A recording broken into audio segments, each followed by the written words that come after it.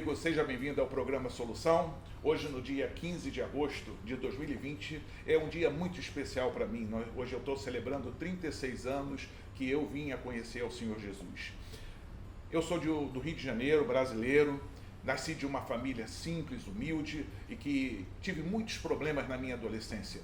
Desde os 13 anos eu fui apresentado numa religião e que os espíritos queriam tomar o meu corpo, então eu tive uma série de problemas espirituais, dos 13 até os 19 anos, quando descobri que tinha problema de coração. E um dia, no dia 15 de agosto de 1984, Jesus entrou na minha casa, salvou a minha vida, me curou, salvou a minha família e hoje nós servimos a Deus. E eu queria falar justamente sobre isso. Quem é esse Jesus? Por que eu posso dizer que Jesus Cristo é o Senhor? Por que eu posso falar para você hoje com toda segurança que Jesus Cristo é Deus? Você saberia defender a sua fé? Porque existe no mundo hoje mais de 2,3 bilhões de cristãos. Esse país também existe mais de 1,6 bilhões de pessoas que dizem que o islamismo tem a verdade. Mais de 900 milhões de hindus declaram que a verdade está com o hinduísmo. 500 milhões ou mais de pessoas declaram que é no budismo que está a verdade. Então existe um volume gigantesco, bilhões e bilhões de pessoas, cada uma crendo de uma maneira, e se você fosse confrontado com uma dessas pessoas para que testifique, para que prove a sua fé, como é que você faria? Como é que você declararia que Jesus Cristo é o Senhor? Existem milhares de religiões no mundo. Existem milhares de religiões em volta do planeta. E ainda existe o judaísmo com mais de 15 milhões de pessoas. Cada uma delas tem a sua verdade. Todas elas acreditam, porém, as principais delas, as maiores, acreditam em alguns pontos comuns. O judeu, o muçulmano, o budista, todos acreditam que existe, o hindu também, que existe o céu, que existe o paraíso. Também acredita que existe uma condenação ou o inferno e que haverá um julgamento. O grande problema é que você enfrenta e que eu enfrento é que todas essas religiões, elas declaram ter um livro que ensina a verdade. E a pergunta é, quem tem o livro, o verdadeiro livro? O livro que pode ensinar o caminho até Deus. Os mormons têm um livro chamado Livro dos Mormons. Os budistas têm os escritos de Confúcio. Os hindus têm os seus escritos sagrados. Os muçulmanos têm o Corão. Os judeus creem no Antigo Testamento. E nós, os cristãos, cremos na palavra de Deus, na Bíblia Sagrada, com seus 66 livros. Eu não sei se você já parou para pensar e disse para você mesmo, e se nós estivermos errados? E os budistas estiverem certos, ou os muçulmanos estiverem certos? O que acontecerá contigo ou comigo depois quando sairmos dessa vida? Se os hindus estiverem certos? Uma pergunta muito coerente de se fazer. Então, talvez você que nos conhece, é novo convertido, talvez você ainda não tenha uma base bíblica para poder responder a essa pergunta. Então, como nós podemos saber, primeiro, que a Bíblia é verdadeira? Essa é uma pergunta muito importante que você talvez já tenha pensado. Será que eu estou no caminho certo? Será que é isso mesmo? Será que é Jesus mesmo que leva a salvação? Outra pergunta importante é, quem é o verdadeiro Deus? Cada uma dessas religiões professa um Deus, creem na salvação de uma maneira. Uns creem que a salvação é pelo sacrifício, pelo trabalho, outros creem que é pela graça, uns creem que é através de Alá, outros creem que é só através de Jesus Cristo. Porém, primeiro nós temos que entender que o Deus que nós, os cristãos, pregamos, ele não tem interesse de provar a sua existência.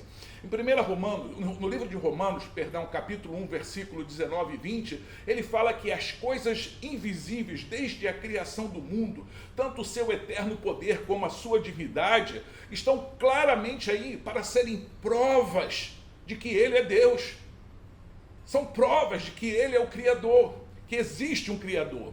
Hoje eu vou começar mostrando para você que nós cremos em Jesus Cristo E o porquê que eu posso afirmar para você que Jesus Cristo é o Senhor? Por que eu posso dizer para você que Ele é o caminho, a verdade e a vida, e ninguém virá ao Pai se não for por Ele?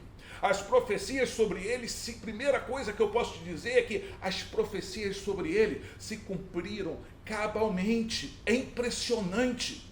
Em outro vídeo nós podemos falar sobre o nosso livro sagrado. Também vai ser um vídeo muito interessante e eu convido você a dar um like e a se tornar membro desse canal para receber as notificações. E se você gostar desse estudo que nós vamos fazer hoje, você mandando uma foto de que você divulgou esse estudo no seu canal de Facebook, eu posso mandar para você o PDF por e-mail para que você tenha isso para estudar, ou mostrar, ou passar na sua casa, na sua igreja, para a sua família. Mas ao mostrar que hoje, como eu quero mostrar principalmente que Jesus Cristo é o Senhor, automaticamente eu vou estar falando da Bíblia e vou estar mostrando que a palavra de Deus se cumpre. Ela vem embutido, mas futuramente vamos fazer um estudo mais completo. Hebreus 11, capítulo 1, versículo 1 e 2, fala que no passado Deus falava através dos profetas, mas que hoje não. Hoje Ele nos fala através do seu Filho, a quem constituiu de herdeiro de tudo o que existe e por meio de quem Ele criou o universo. Aqui nós também vamos falar mediante o Filho de Deus, o herdeiro de tudo, o que existe e por meio de quem tudo foi criado. Eu creio que eu fui criado por Deus, eu creio que você foi criado por Deus, tudo que existe nesse mundo foi criado por Deus, por isso nós vamos falar de Jesus. Nesse programa, nós damos ênfase a Jesus Cristo, Ele é o Senhor desse programa, amém? E eu vou lhe dizer quem é esse Jesus que nós pregamos. Para começar, se você somar as 35 profecias diretas, existem 35 profecias diretas no Antigo Testamento acerca de Jesus, que falam claramente acerca dele. Com as indiretas, né, como por exemplo, que viria antes do Messias, viria um que prepararia o caminho, que no caso você sabe muito bem, foi João Batista. Somando todas elas, nós vamos encontrar mais de 300 profecias no Antigo Testamento acerca de Jesus. E todas elas se cumpriram com perfeição. A Bíblia declarou que antes dele viria um que prepararia o caminho. E Isaías 40, versículo 3 fala isso: vós que clama do deserto, preparai o caminho do Senhor, direitai no ermo vereda ao nosso Deus. E isso se cumpriu em João Batista. Não tem como não crer que Jesus Cristo é o Messias dos judeus. Não tem como não crer. Porque nós vamos encontrar as profecias no Antigo Testamento que comprovam isso. Isaías 7,14 fala que ele nasceria de uma virgem. Mateus 1,23 fala que ele nasceu de uma virgem. Miqueias 5,2 fala que ele viria de Belém da Judéia. Mateus 2,1 fala que ele veio de Belém da Judéia. Gênesis 49,10 fala que ele viria da tribo de Judá. Mateus 2,5 e 6 fala que ele veio da tribo de Judá. Isaías 11,10 fala que ele seria descendente de Davi. Mateus 1,6 a 16 fala que ele veio da linhagem de Davi. Isaías 11,10 também fala que os gentios o seguiriam. João 1:11 e 12 fala que os gentios, eu sou um gentio, você talvez seja um gentio, nós seguimos a Jesus Cristo. Jeremias 31:15 fala que em resultado do seu nascimento, as crianças de Belém seriam massacradas. Mateus 2:16 a 18 fala que Herodes massacrou as crianças com menos de 2 anos em Belém. Oséias 11:1 fala que ele teria que fugir e voltar para o Egito. Mateus 2:15 fala que ele assim fez. Isaías 9:1 a 2 fala que ele cresceria na Galileia. Mateus 3:13 confirma que ele cresceu na Galileia, ele foi chamado de Galileu. Zacarias 11:12 fala que ele seria vendido por 30 moedas de prata. Olha que precisão. Mateus 26:15 fala que Judas o vendeu por 30 moedas de prata. E vai mais, fala que essas 30 moedas, Zacarias 11, versículo 13, diz que essas 30 moedas seriam lançadas no templo. Judas, depois que reconheceu o que fez, ele foi e lançou as moedas no templo. Zacarias 11:13 fala que essas moedas seriam usadas para comprar o campo do oleiro. E Mateus 27:7 fala que as moedas foram usadas para comprar o campo do oleiro. É incrível. Existe ainda na lei, Êxodos 21:32 fala que na lei existem, o preço do escravo eram 30 moedas de prata. Para você pagar por um escravo, seriam 30 moedas de prata. Marcos 10:45 diz que ele deu a sua vida como resgate por muitos, amém? Romanos 6:20 fala que Jesus nos libertou da escravidão do pecado para sermos feitos filhos de Deus. Ele pagou com a sua vida as 30 moedas para que você, para que eu pudéssemos sermos libertos hoje para a glória de Deus. Isaías 53, 3-5 fala que ele seria desprezado, ferido e espancado. Mateus 26, 67 e Mateus 27, do 27 a 31, confirmam isso. Isaías 53, 7 fala que ele não se defenderia diante do tribunal que o julgou. Mateus 26, 63, confirma isso.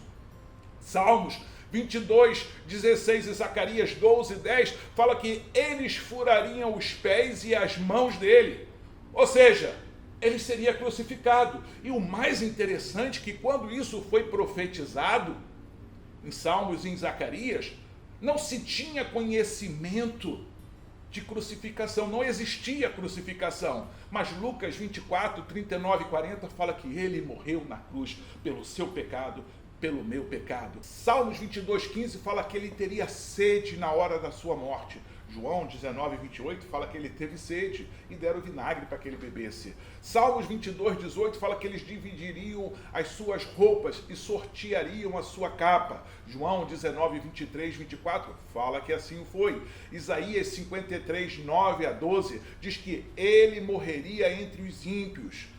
Mateus 27, 38 fala que ele foi crucificado entre os ladrões. Isaías 53, 9 fala que ele seria enterrado na sepultura de um homem rico. Mateus 27, 57 a 60 fala que assim foi. Isaías 53, 10 fala que ele morreria para expiação do pecado. Marcos 10, 45 fala que assim foi. Salmos 16, 10 fala que o seu corpo não conheceria decomposição. João capítulo 20, verso 11 a 20 fala que ele ressuscitou, aleluia, e não conheceu decomposição. Salmos 16, 9 fala que ele iria até o inferno. 1 Pedro 3, 19 fala que ele foi até o inferno. Salmos 49, 15 fala que ele seria ressuscitado dentre os mortos. Mateus 28, 5 e 6 diz que ele foi ressuscitado. E Efésios capítulo 1 também fala que ele foi ressuscitado de entre os mortos. Zacarias 9, 9 fala que ele entraria em Jerusalém sob um jumento, sentado em um jumento. Marcos 11, 11 fala que ele veio a Jerusalém sentado em um jumentinho. Salmos 110, 4 fala que ele seria sacerdote segundo a ordem de Melquisedeque. E Hebreus 7, 14 a 17 fala que ele é sacerdote segundo a ordem de Melquisedeque. Você está vendo a quantidade de profecias? E tem mais. Mateus 12, 40 fala que haveria um sinal como o do profeta Jonas. Mateus 28, 1 e 20 fala que Jesus ficou 3 dias morto, mas ressuscitou e saiu da sepultura, assim como Jonas saiu da barriga do peixe. Salmos 110, 1 fala que ele seria levantado e se assentaria na destra de Deus. Atos 7, 55 e Efésios 1, 20 fala que ele está assentado à direita do Pai. Isaías 53, 6 fala que a Bíblia fala que ele levaria sobre si os nossos pecados. 1 Pedro 2, 24 fala que ele pessoalmente levou sobre si os nossos pecados. É muita profecia. Eu fico até cansado, ficaria aqui cansado de falar as 300, mas temos que falar, porque tem muita gente que ainda não sabe, não tem certeza se Jesus Cristo é o Senhor da sua vida. Gênesis 3,15 fala uma coisa interessante, foi a primeira profecia sobre um Salvador. O homem havia pecado, tinha perdido a posição que Deus lhe havia concedido, e aí Deus vem, não encontra mais um homem naquela posição, e aí o homem fala, foi a mulher fala, foi a serpente, e aí Deus vira para o diabo e faz uma promessa, Gênesis 3,15, que enviaria da semente da mulher, a mulher não tem semente, quem tem semente é o homem, enviaria o Salvador. Então, dessa semente, a Bíblia fala em Marcos capítulo 4, versículo 14, que a semente é a palavra. E quando você lê lá João capítulo 1, verso 14, que diz assim: e o verbo se fez carne e habitou entre nós, e vimos a sua glória, como a glória do unigênito do Pai, o cheio de graça e verdade. Quem foi? Foi Jesus Cristo. Ele se fez carne, ele veio para morrer pelos nossos pecados. E eu também queria falar para os nossos amigos judeus. Quero começar falando com você que é de uma descendência judaica. A primeira coisa que eu quero te pedir é pedir perdão em nome de todos os cristãos por uma história errada, feia, que tivemos com vocês. Séculos passados, por ignorância, muitos pensavam que os judeus mataram a Jesus. Vocês não mataram a Jesus. A Bíblia fala claramente que Jesus entregou a sua vida. João capítulo 10, verso 17 e 18 fala que por isso o Pai me ama, porque eu dou a minha vida para reassumir. Ninguém a tira de mim, pelo contrário, eu espontaneamente a dou. Filipenses diz que 2,8 fala que ele a si mesmo se humilhou, tornando-se obediente até a morte, e a morte de cruz. Quando Pedro, um judeu, quis desembainhar da espada para defendê-lo, cortando a orelha do soldado que vinha prendê-lo, Jesus virou-se para ele em Mateus 26, 53 e falou assim: acaso não pensas que não posso rogar a meu Pai e ele me mandaria neste momento mais de 12 legiões de anjos? Então, Jesus não foi morto pelos judeus. Vocês não mataram a Jesus. Ele morreu, sabe por quê? Ele morreu pela minha culpa, por minha culpa. Ele morreu pelo meu pecado e pelo pecado de toda a humanidade. Não foram os judeus, foram os nossos pecados, pelos nossos pecados que ele veio. Mas ele era judeu como você, né? O meu rei é judeu. Nós não temos que odiar os judeus. Nós temos que ser grato a Deus porque o Salvador saiu de lá. Meu rei é judeu, Jesus Cristo. E o nosso livro sagrado, e é no livro sagrado dos judeus que eu encontro todas essas profecias que confirmam que Jesus Cristo é o Senhor. No Novo Testamento temos 2 lugares onde encontramos a genealogia de Cristo, tiradas do Antigo Testamento. Um está em Mateus, capítulo 1, versículo 1 a 17, que fala a genealogia começando de Abraão, vem até Cristo. E o outro está em Lucas, que já faz ao revés, começa de Cristo e vai até Adão e Deus, né? Adão, o primeiro homem, e Deus que o criou. Por que essas 2 genealogias? A genealogia de Mateus trata da genealogia de um rei. Jesus é rei. Em Lucas, trata de um servo. Ele, sendo rei, se fez servo para morrer pelos nossos pecados. Existem tantas profecias que comprovam que o Messias judeu é Jesus Cristo e que não tem como negar. Um exemplo muito claro você pode ver em Daniel capítulo 9, verso 26. Tem uma profecia muito interessante lá. Fala que depois de 62 semanas será cortado o Messias, ou seja, seria morto o Messias. Não para si mesmo, né? Mas ele morreu pelos nossos pecados. E o povo do príncipe que há de vir, que foram os romanos, destruirá a cidade e o santuário. O que está dizendo aqui nesse versículo, Daniel capítulo 9, versículo 26? Queria que você, se você é judeu ou conhece algum judeu, peça que ele medite nesse versículo. Fala que o Messias morreria antes da destruição do templo. Jesus morreu em 33 e o templo foi destruído no ano 70. Jesus é o único que qualifica para ser o Messias dos judeus. Ele é o nosso Messias, amém? Outro versículo muito interessante que você pode ver, que esse já fala que Jesus viria antes, o Messias viria antes da destruição do templo. Existe um versículo muito interessante, uma profecia muito interessante que está em Ezequiel 43, verso 1 a 5. O Messias judeu passaria pela porta oriental da cidade, também chamada de Porta Dourada. Está lá, Ezequiel 43, 15. Jesus, quando ele entrou na cidade, sentado no jumentinho, com o povo cantando, louvando a ele, ele passou justamente por esta porta. Interessante é que no tempo em que Jerusalém era dominada pelos turcos otomanos, na época do sultão Suleimã I, no século, lá para o século XVI, quando ele reconstruía os muros da cidade, um estudioso muçulmano estudando a profecia judaica, descobriu que o Messias judeu passaria por aquela porta. Então, o sultão, o que ele fez? Ele fechou aquela porta para impedir que se cumprisse a profecia. E a porta dourada foi fechada. Porém, ele, sem saber, quando ele fechou aquela porta, ele estava cumprindo uma outra profecia. Porque Jesus já havia passado, Jesus já havia entrado, o Messias já havia entrado. Mas ele cumpria outra profecia, que está em Ezequiel 44, versículo 1 e 12. Que diz que a porta oriental, em frente ao Monte das Oliveiras, ficaria fechada porque o rei de Israel entrou por ela. Por isso permaneceria fechada. Então repara uma coisa, a profecia primeira dizia que o rei passaria por aquela porta, e existia uma outra que diria que a porta seria fechada. Então o sultão, ao descobrir da profecia de que o rei passaria pela porta, ele fechou a porta, mas ele até construiu um cemitério lá de fora para transformar a área imunda. Então, o que acontece? Só que Jesus já havia passado, Jesus já tinha entrado por ali. Nenhum outro Messias vai qualificar nessa profecia. Somente Jesus Cristo é o Messias dos judeus, amém? Somente Jesus Cristo é o Messias dos gentios. Ele é o Rei dos reis e o Senhor dos senhores. Você quer saber quem é o meu Jesus no Antigo Testamento? Eu posso te dizer, em Gênesis, ele é a semente da mulher, né? A prometida lá de Gênesis 3,15.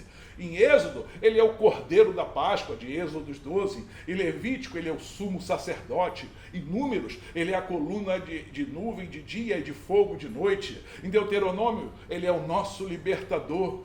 Em Josué, ele é o capitão da nossa salvação, que peleja a nossa batalha, batalha o nosso combate e nos dá a vitória. Em Juiz, ele é o nosso juiz, amém? Em Ruth, ele é o parente que nos salva, é o nosso irmão, né? O nosso redentor. Em 1 e 2 Samuel, ele é a nossa profecia, ele é o nosso profeta. Em Reis e Crônicas, ele é o rei soberano. Em Esdra, ele é o escriba fiel. Em Neemias, o construtor das paredes derrubadas da nossa vida. Quantas coisas estão destruídas na sua vida e Jesus está pronto para reconstruí-la. Em Esther, ele é o nosso Mardoqueu. Em Jó, o nosso eterno redentor. Ele é o teu redentor. Quem é Jesus? Eu te digo quem ele é, meu amado. Em Salmos, ele é o Senhor, o nosso pastor. Amém? O pastor que nos pastoreia com amor e conduz em pastos verdejantes. Em Provérbios e Eclesiastes, ele é a nossa sabedoria.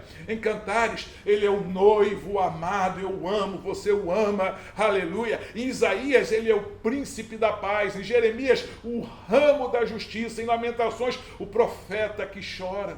Chora por aqueles que estão se perdendo a cada dia, sem conhecê-lo como Salvador, sem conhecer a misericórdia. Em Ezequiel, ele é o homem de 4 faces. Em Daniel, ele é o 4º homem que caminha contigo no fogo. Na hora da fornalha, na hora da luta, na hora da batalha, ele está com você. Quem é Jesus para você? Em Oséias, ele é o marido fiel para uma esposa infiel. Muitas vezes nós erramos, mas Deus continua sendo fiel. Em Joel, ele é o que batiza com Espírito Santo e com fogo. Em Amós, é o que carrega o nosso sofrimento. Em Obadias, ele é o poderoso para nos salvar. Em Jonas, ele é o nosso grande missionário. Em Miqueias, ele é o mensageiro. Em Naum, o vingador dos eleitos de Deus. Ele batalha a tua batalha. Em Abacuque, o evangelista de Deus clamando: aviva a tua obra. Em Sofonias, ele é o teu Salvador. Em Ageu, ele é o restaurador. Ele restaura a sua vida, ele restaura a sua família, ele restaura a sua casa, ele restaura a sua saúde, ele restaura as suas finanças. Em Zacarias, ele é a fonte que lava, ele te lava de todo pecado, te purifica de toda iniquidade. Em Malaquias, ele é o filho da justiça, com a cura nas suas asas. Louvado seja o Senhor. Além disso, existem muitas profecias indiretas que se cumpriram com precisão.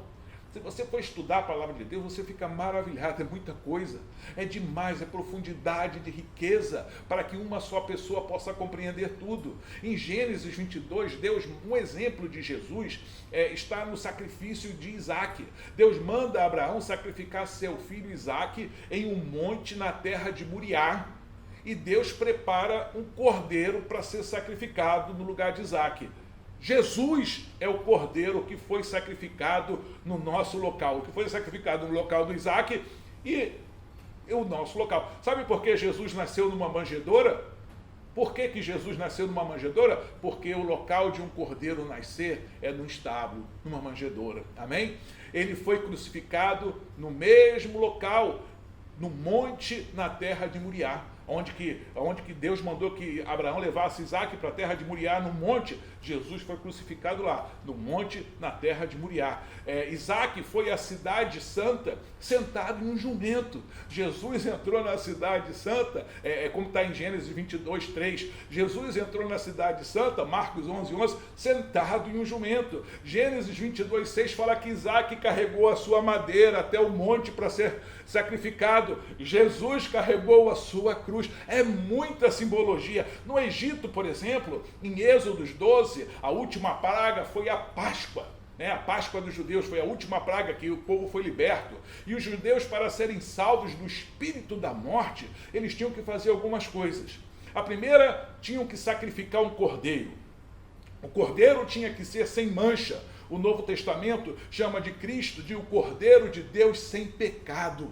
Você tinha que, depois de sacrificar o cordeiro, os judeus tinham que sacrificá-lo no primeiro mês, no 10º dia.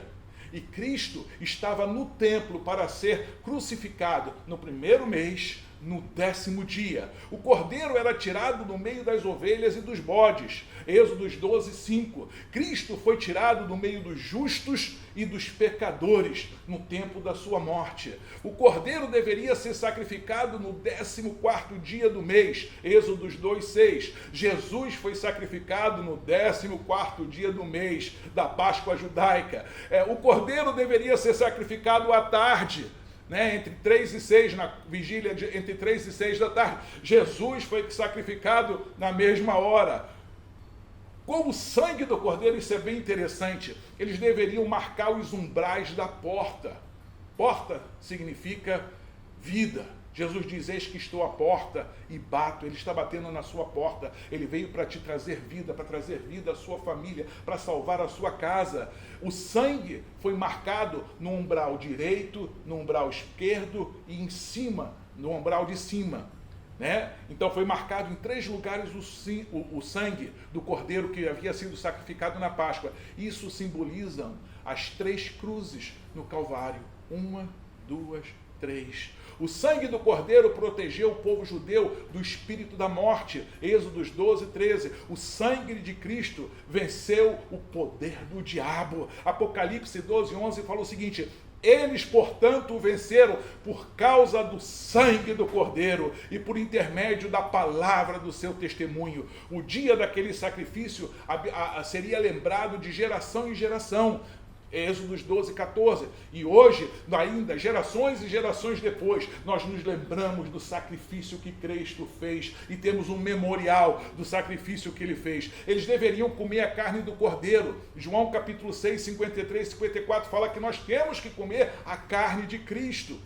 O cordeiro em Êxodo os protegeu da morte e os curou. A Bíblia fala que quando eles comeram daquela carne e saíram do Egito, não havia entre eles nenhum enfermo. Isaías 53 fala que pelas chagas de Cristo fomos curados e pelo derramamento do seu sangue nós fomos remidos da morte eterna. Jesus é o Cordeiro de Deus que nos salva da morte eterna. Existem muitos exemplos, e eu não quero me alongar muito, porque acho que já tem bastante prova de que Jesus Cristo é o Senhor. Quero falar somente de um que me veio ao coração agora, chamado José.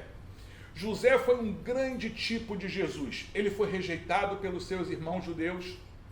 Jesus também foi. Ele foi vendido pelos seus irmãos. Jesus foi vendido por 30 moedas de prata.